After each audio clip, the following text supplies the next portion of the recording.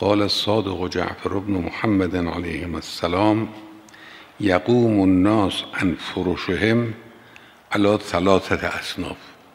شما که صبح از خواب بیدار میشید و از بستر خود بیرون میایید، سه جورید. سه جور انسان هستن که اینها صبح از بستر میان بیرون. مردم دنیا بر سه نوعن که صبح از خواب برمیخیزن.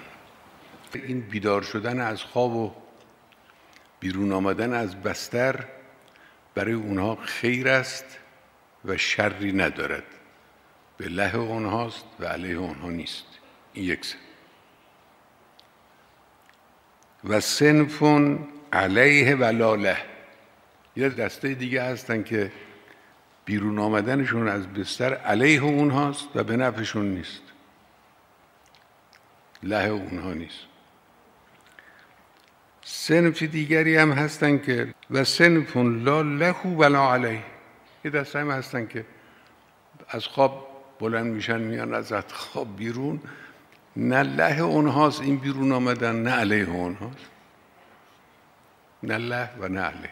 سه جورن. پس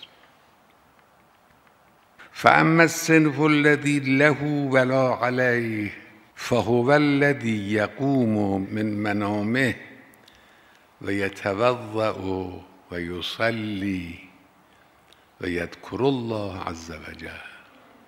این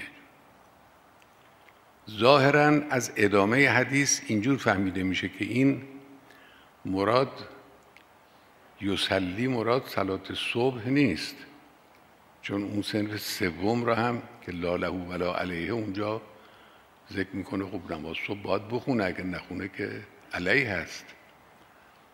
پس بنابراین مراد اینجا از نمازی که خونده میشود نماز صبح نیست، نماز یا نافله صبح هست یا نافله شب است. این که له ولا علیه، این بیدار شدن به نفع اوست، به ضرر او نیست. خیلی مهمه. این یک سه. و الصنف الذی علیه ولا له فهو الذی لم یزل فی معصیة الله حتی قام. بله، در حال خواب و در بستر خواب هم با معصیت الهی، حالا معصیت‌های قلبی، جوارحی، جوانحی، مشغول تا بلند میشه. فذلک الذی علیه ولا له. این بیدار شدن به ضرر اوست، چون بیدارم که بشه اون معصیت رو ادامه میده. و الصنف الذی لا له ولا علیه، که نه به نفعشه نه به ضررشه این بیدار شدن. فهو الذی لا یزال نائما حتی یصبح.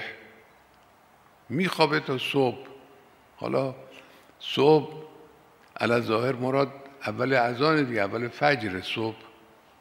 اما حالا یه خود دست کم بگیریم، بگیم که مثلا صبح یعنی همین بین طلوعین. مثلا این از خواب پا میشه بین طلوعین، نماز صبحشو میخونه البته، اما لا له ولا علیه. یه فریضه است که بر عهده اوست، واجبه، باید به جا بیاره. اون رو به جا میاره دیگه، خیری از این بلند شدن نمیبینه.